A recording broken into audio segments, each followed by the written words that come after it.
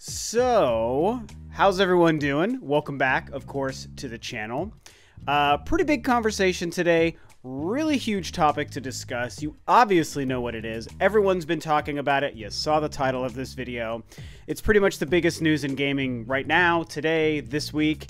And it's all of this information, this crazy reveal of the Google Stadia. Of course, this is the big hot thing. This is the brand new service, platform, device, something in the world of gaming that Google revealed earlier today. And this is something that had been being discussed for probably a year, or I don't even know how long. A long, long time.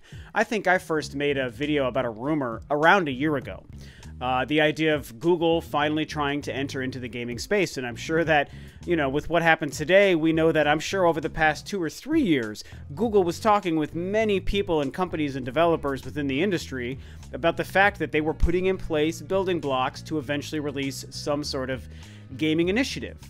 And so earlier today, that's what they did. They revealed the Google Stadia at their GDC kind of keynote presentation. And very interesting, a lot of information came at us. Obviously, a lot of information we still don't know. And I have what feels like 1,001 opinions about this, you guys. And if you follow me on Twitter, you saw me sharing quite a few of those opinions. They're all over the place.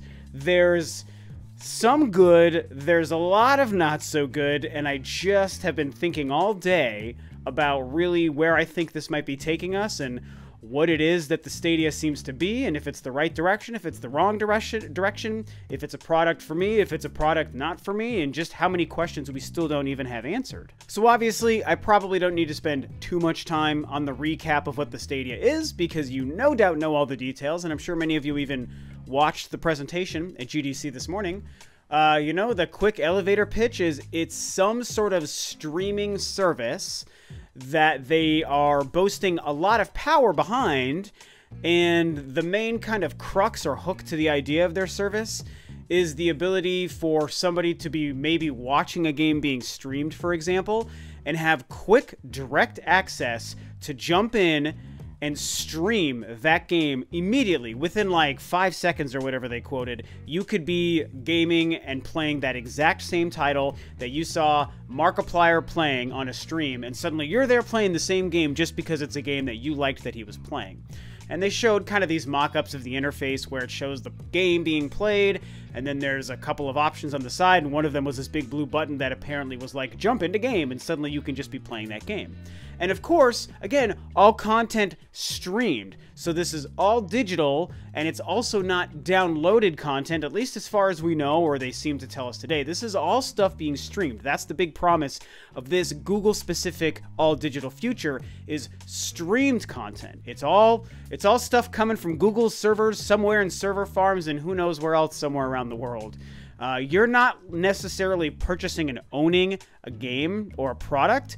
You're not downloading it to your hard drive or to your device or whatever the heck it is. It's just going to be you're streaming it, and you can stream it to multiple devices. So you could be doing this on a PC, on a laptop, on your phone, on a tablet, obviously. And for all we know, maybe there's something really crazy that happens where it becomes available almost as an app on a PlayStation, a Nintendo console, or an Xbox, or who even knows. I mean, they said nothing to that effect. That's like a pie-in-the-sky sort of random theory and idea I'm just putting out there. Feasibly, you would think it would be possible, but obviously we don't know that Sony, Microsoft, or Nintendo would necessarily allow it, let alone the fact that Microsoft, of course, has their own upcoming big Project X Cloud streaming service that they're going to unveil probably at E3, so that's going to be a whole different thing, and maybe I'll touch on that later. But at the end of the day, that's what it is. It's all about streaming. It's all about streaming to multiple devices, and it's all about the ability to immediately start streaming a game you're seeing somebody play, as well as possibly jumping into the same match that somebody's playing, because you can just use the interface to access that exact level and that exact Call of Duty map for this exact person who's playing it on stream, yada yada. All very much tied into YouTube as well. It's like very much like a Google and YouTube initiated streaming, just everything. I mean, again, this is the quick elevator pitch, and as most of you know, I'm not the most tech savvy, and I'm definitely not stream savvy, which might sound weird in 2019, but I'm not. And so that's kind of the best quick version I can kind of give you of what this basically is. And so, like I said, I've got so many opinions and thoughts on this, you guys. So you know what it is. You didn't even necessarily need my recap, but now you heard it. What do I think of this? You know, I will say that there is no doubt that the technology is cool. I would absolutely be lying to myself and to you if I didn't say that this is pretty sweet stuff. Like what they're doing, what they're claiming and allowing is impressive. I mean, they said they're going to be able to get games as graphically intensive as Doom Eternal, which they even highlighted at the show, should be able to run at upwards of 4 and 8K in 60 frames per second. And again, while being streamed, not downloaded or running from a disk in a disk drive. That's the claim they're making, and so that's one of the big things that they're able to tout as to why this technology is so impressive, not to mention jumping in and out of a game or a match or whatever. And so yeah, like, I mean, hey, I live in the gaming space. I've loved gaming for 35 years, so I think this technology is really impressive and really neat. And I think it definitely speaks to the future of where gaming is going. There is no doubt about it. It is the perfect time to introduce something that does exactly what they're claiming Google Stadia does. Of course, with its own proprietary controller as well. However, I mean, I don't really care about this. It doesn't speak to me. It's not made for me. I'm not interested in it. And I don't even necessarily like where it's taking gaming. Even though I know gaming is already going this way, I feel like there are a couple of big negatives coming from this whole concept. But I'm not necessarily here to just totally poo-poo on the whole thing.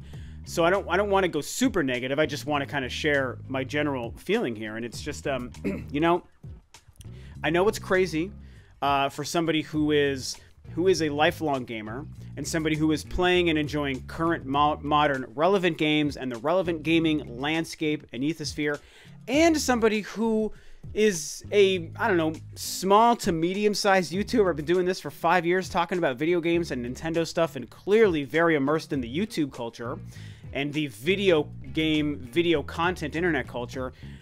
But I am somebody who has zero interest in all things streaming. The whole concept of streaming, whether it's streaming a game that I'm playing, or whether it's live streaming, which is a huge thing. Esports doesn't interest me. I've never live streamed gameplay in my life. I don't watch anyone live stream gameplay. And it's huge culture now. Fortnite, Ninja, and all these people who do this stuff, and a lot of my fellow friends and YouTubers are always live streaming gameplay, and there is a huge market for it. It's such huge big business now. But it's not part of my culture. There's nothing interesting to me about watching people live stream a game or live streaming a gameplay myself. And like I said, I definitely don't like digital games. You guys know that. I like buying and owning physical games, physical consoles. It's same for even movies and music. I do the same thing. And so the idea of streaming stuff isn't appealing to me. I mean, heck, I already am just barely starting to accept the fact that I have to download some games. But even then, I download the game, I own it. It's not streaming from a server. I don't need my internet to play it. Once I own it, it's just on my device and I've got it to play. And so I'm only just barely starting to care about that kind of stuff. You think I'm going to care about streaming games and gameplay like to a device or to my computer or whatever the heck? Like, no, it's just not interesting to me. So like I said, you know, the gray area to me is the fact that this is a great time to introduce this, and I think there is a market for it, and I think that it is where gaming is going, but I certainly have zero interest in this. I mean, if we're being honest, there are so many places where this whole concept can fall apart. The first thing we all think of is just the quality of internet. I mean, is the internet infrastructure in the world strong enough to really support Stadia the way they want it to be supported?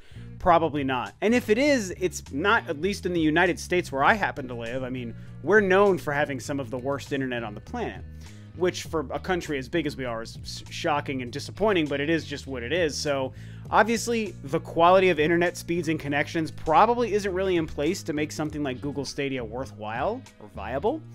What about other simple things like, I don't know, like modding stuff? Are you going to be able to mod things? I mean, I heard a conversation about that when I was watching Spawnwave's live stream earlier today, because he was one of the live streams I was going in between when I was watching the program. And one of his commenters brought that up, and it's like, well, that's a good point. I mean, I know people in the PC community certainly seem to enjoy modding, and is that even going to be possible? Who knows? I mean, this thing is launching this year, they said, as of 2019, so if we were to expect an October or November launch of the Stadia, I mean, hopefully they're going to just be able to make this thing work.